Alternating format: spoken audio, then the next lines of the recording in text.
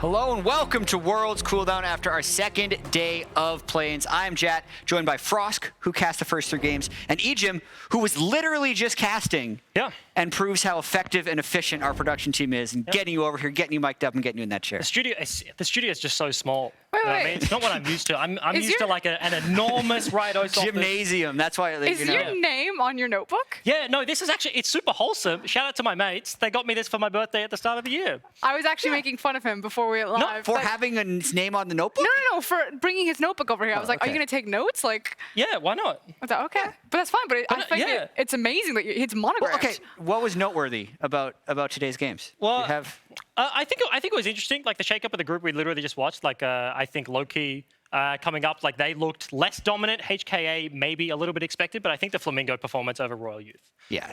To be honest, like that is like the standout thing from today's games, 100%. Yeah, 100% agree. Yeah. I think 2 talking points or 2 teams that everyone's looking at is like Damwon and Flamengo, and that should probably be majority of the conversation. I'm pretty sure if I pull up Reddit, that is majority of the conversation. Yeah, probably the majority of the conversation, but the biggest group shakeup we see is actually still in Group C. We got to talk about Oppo Player of the Game goes to Artifact for that one because Group A and Group C, in terms of pools and results, absolutely mirrored each other. Low-key dropped the first game, ends up beating the 1 seed in this group, and a big part of it was Artifact's Tristana, 11-3-1. Mid lane Tristana, once again, as a counter pick into that Kiana. What do you guys think?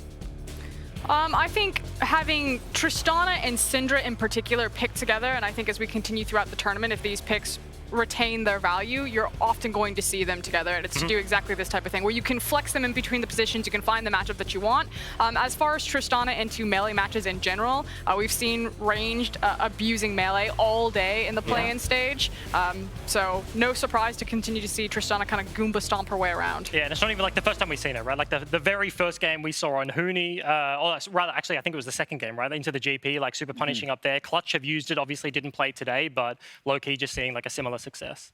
Yeah, looking forward to seeing Artifact go. If we look at that Group C entirety, the standings are completely 1-1, 1-1, 1-1. And thinking about how this group could possibly resolve, I know coming into this, was expecting this group to be a battle between HKA and Loki Esports, and really didn't think Mega would make much noise, but even though Mega did lose to HKA, they were in it for a while, so how do we kind of reassess the value of this group? So here's the gut check on Mega in particular. The last time we saw them, they were just as dominant in their domestic split. In fact, even more so dominant, because again, the team that everyone was backing in the LST was Win. And at MSI, Mega went 2-4, I believe, only picking up 2 wins, one of them over Vegas Squadron. Yeah. So Which was their only loss of the group stage. Exactly. So they did rise to the occasion when kind of given the opportunity, but otherwise it was a very shaky performance. The fan sentiment was that this wasn't the Mega playing their play style, and that coming to this World Championship, it was just about at least play your style. Don't get scared on stage. Do what you do best when you go back to look at like the international wildcard tournaments and things like that. So I think we're getting a more true iteration of kind of G4, Lloyd, and Rocky's expectations, as well as showcasing their bot lane. And I think that is like the best way to play the game. Like I think multiple teams throughout the history of League of Legends, like Vitality's run, like teams that come out and just play their League of Legends, I think is super impactful, especially like I have experience doing it. I know from like emerging regions, especially coming up, like this group doesn't have like, I think super stacked seed 1 in HKA, right? But if you're going up against these very difficult teams, like just play your stuff.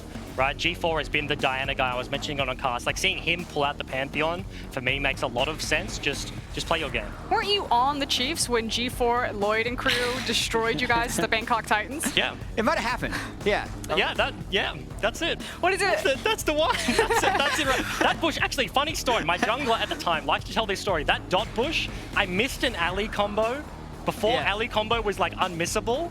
And I have like, and a random medical fact, I've had like lung surgery. Yeah. And he's like, that is the exact moment that Bryce's lung popped on stage. Because I just whiffed this combo, hit absolutely nothing. Was that the Radier combo?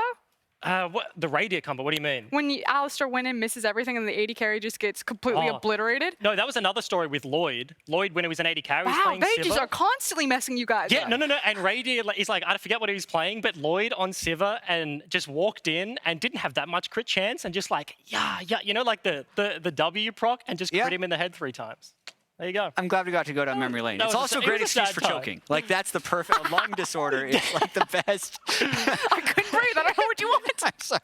I don't know. More seriously, though, when I was watching this group, I was thinking, man, a lot of the 2 seeds are going to be hoping they get drawn into this one, right? Like, that's kind of maybe the elephant in the room when sometimes we don't want to address this, but most of these games that we've seen, whether it's going to be, like, we'll get to it in a bit, Flamengo Esports or Royal Youth coming out, or if we're looking at the other groups like Unicorns of Love potentially coming out, Mammoth coming out, this is probably the group they want to cross-play against as a 2 seed, and definitely the group you want to cross-play against as a 1 seed, I think, unless I'm misreading it. Do you two have a different opinion on what's happening? You're saying it's basically like the group of life. Yeah, essentially. But everyone wants to play them come knockout stage, probably. And everyone wishes that they were in this group. Probably Flamengo, Royal, Unicorns, Mammoth, they're all looking at like, man, I wish I was in the HKA group. That looks free. And I think the reality is that there's a lot of skirmishing and a lot of fighting, but the amount of shifts in gold, throws, whatever you want to call it. Like, yes, when someone throws, someone does have to catch. And we have seen some really crazy stuff go down in this group, but it has also been very close, not a lot of big swingy gold leads, and a lot of back and forth, particularly around Baron setup. I feel like MVP of kind of that group has been when a team approaches Baron and you just like white knuckle, like, oh, what is going to happen? The chair, like, someone's going to steal it! Like, they're just opting in over and over again. Yeah, so based on the eye test and a few things we've seen, it looks like the weakest group, although we'll have to see what happens come knockout stage. Moving our attention over to Group D, I want to get the read on the expectations of Damwon versus the results of Damwon. Because during some of the games, I think there was an expectation that they would absolutely demolish these opponents, whereas most of them stayed close during the early game. I do want to point out, though, Damwon in the LCK only averaged a very minimal gold lead by 15 minutes, even though they were the second fastest team. So I think one of their styles, especially, you know, Kleptomancy King Nagari up top lane, he's just waiting to guarantee that he wins the game. But Ejim, what was your thought on Damwon and whether they exceeded or were a little underwhelming in expectations? Well, honestly, I'm going to get called out for this, but like a little bit underwhelming. I think like the bottom lane getting attacked as hard as it does, especially in like the Royal Youth series. And it's not just like, okay, they got outplayed, like Nuclear like hasn't been having a good performance and then like bad stuff happens. I think it was like almost disrespect. The fact that they're looking for these like Leona engages against like a GP, I think it was a Vladimir, like Klepto Vlad just sitting underneath his turret can do nothing. And then the TP on the other team is just waiting to happen. And you're a Leona, right? Like you go in, you don't go anywhere out. The fact that they were forcing these things is what makes it like a little bit underwhelming. Of course, like heavy favorites coming into this one, like nobody is having a different opinion, but it's not that other teams are attacking them, they're like opening up that weakness, I think. I think it's kind of about measuring form, as Ejim's talking about. Like, we still expect Damwon to be the best team in play. They're still 2-0. And I think they still are.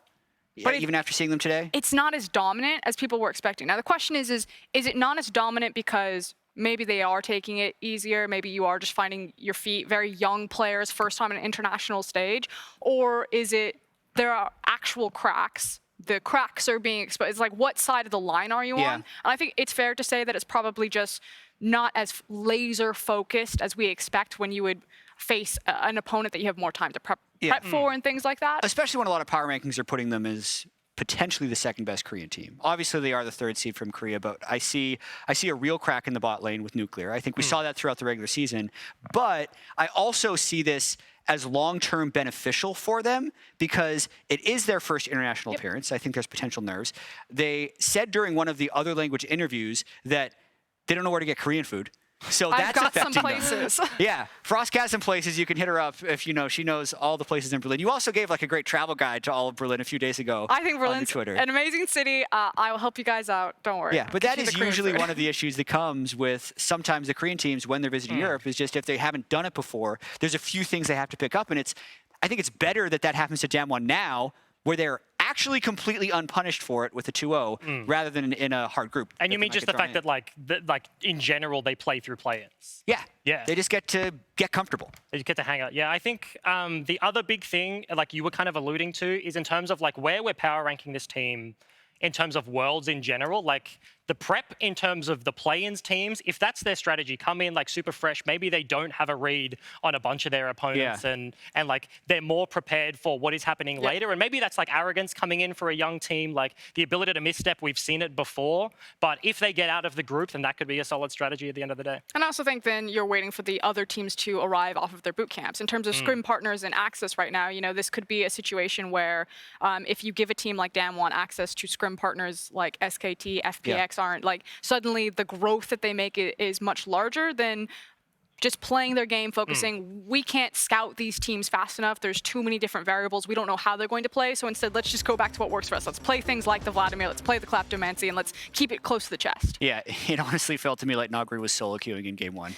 He's just, I'm going to just econ up the whole game and make sure nothing goes wrong. It was like a 15-minute ancient coin buy. Yeah, And so I apparently, I need to, you know, touch on my Vlad mastery. That is a thing. It's a little greedy, but it's a fast way to 40 CDR.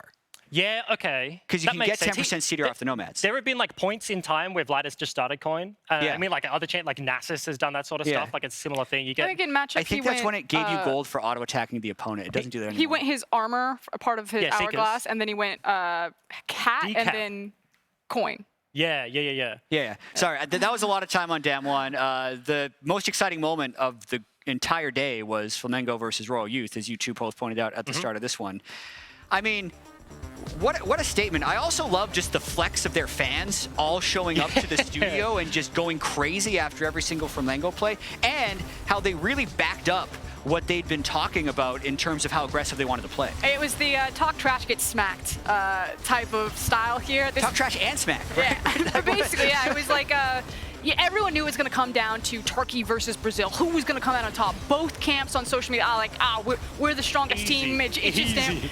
GG easy, mate. And then a mad flex. To pull out the Draven, we are so fortunate. I think Atlas actually said this on Twitter, and I 100% agree with him. We are so fortunate to have a player like BRTT in the scene. Yeah. That type of personality, that charisma, and then to be able to back it up with that type of performance, like he is the personification of his fans. When you see his fans just like in the crowd losing it and that energy, he just feeds off of it. And that's the big thing. Like the fans also back him up. Like with that interview, standing there with Lauren, the first thing he does is like apologize about his English, right? And then it's like, oh, but you guys just smacked Turkey. Like, how are you feeling? Fantastic. I got to play the Draven, but also sorry about yesterday. So it's like a two-way thing where CBLOL fans in the past and even now, right, they've been like super proactive. They're one of the most like aggressive fan bases. They love their teams that they send international, and when they lose, they hate it much more than other fan bases, right? But to see it go both ways, BRTT towards the fans, but then back, I think is honestly like kind of wholesome. I mean, didn't you bring it up that, you know, when Splice play, the audience doesn't sound like that? Yeah. How did they get so many fans here? I've no idea. That's the most amazing thing. The CBLOL fans like came to play. Yeah. Brazil is in the southern hemisphere of the Americas. Like, what is the trip that they had to make? Anyway, I want to talk a bit about how this affects Royal Youth, because they have to play again. And ultimately, assuming Damwon cleans house in the group, which isn't a certainty, but it is a probability, it's still in their hands. It could be a 1-3 tie, and they could end up playing a tiebreaker. And we've seen this before. So by no means does Flamengo beating them once mean that they're definitely going to beat them again. So how do they bounce back as actually coming in the favorite to beat Brazil to actually beat them next time? I think when I was looking at this on paper before we saw what happened to the game, I said it was a stylistic mismatch. You have Royal Youth, and even though they have such a strong ADC in Pilot, they don't usually give him a lot of resources. They leave him on his own island, and they use those resources in the early game to play top side of the map. Yeah. Whereas Flamengo will oftentimes play through the bot lane. Not that they can't play through Robo and Goku, but a lot of it is flying down to the bot lane. So I was like, this is a split map. This is going to be Royal Youth playing to top side and letting Pilot absorb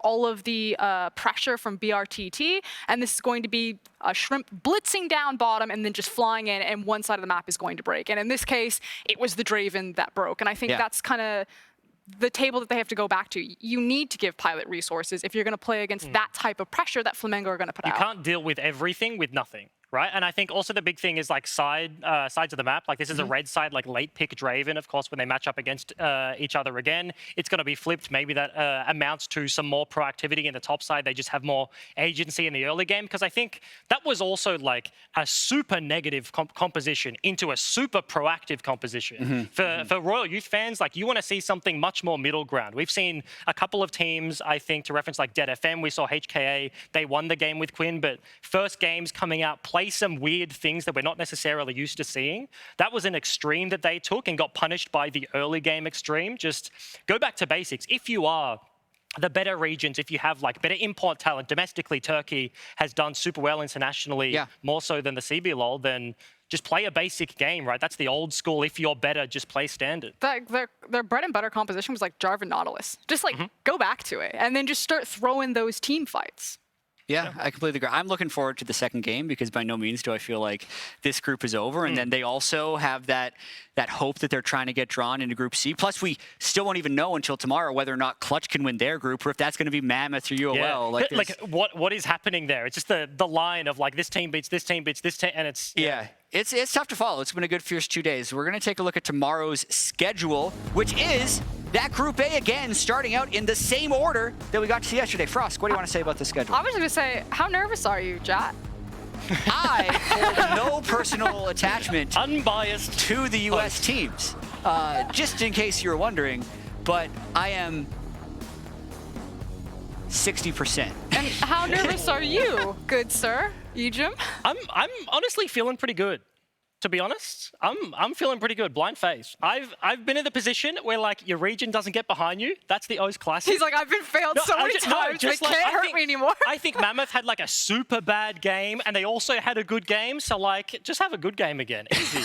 I will say this, like real talk, looking at Mammoth, I watched a lot of O's. And then for whatever reason, every time I watch O's to do the VOD review, I end up watching like 30 minutes of you guys just painting stuff. And I'm just like, it's a real good time. It's a completely different broadcast style. It's a real good time. And it's in English, so it's easy to watch. We cook food, we paint. And you like answer advice. But we give advice as watching Mammoth, I was like, I hate this play style. I hate this scaling stuff. Like, get it out of my face. I don't like it. Now watching it on stage, I'm like, this is ingenious. You're against teams that you know are going to make mistakes. So if you're just play defensive and just wait for someone else to mess up and then just have the outscale potential. But then against Clutch, that just like totally didn't work. Well, yes, because I think DeMonte, I love his quote. He said it best. It's not the optimal way to play, but it is the safest way to play. But outside of the Pool 1 seeds, I think that is an amazing strat for Mammoth, especially in this type of atmosphere where it's like, you're probably not going to get seed number 1, but all you need to do is seed number 2. So just be consistent, just be safe. Yeah, I want to see ease of execution from Clutch. Yes, that's exactly what I was saying. The compositions, I mentioned again, like the Dead FM, just don't come out and do wild things, right? Just easy comps. The HKA game where they played the Queen versus much more standard on the other side. They had the Pantheon. Like, I like that sort of stuff. Just let's do it. All right, going to be a good time. If you missed any of the action today, be sure to tune in for our rebroadcast, which will start at 9 p.m. CEST, and that means 12 p.m. Pacific time. And that is all from us in Berlin. So thank you very much, and we will be back tomorrow for more Worlds 2019 Group A and B. See you then. I like your notebook. My book was so useful. Yeah. It gave it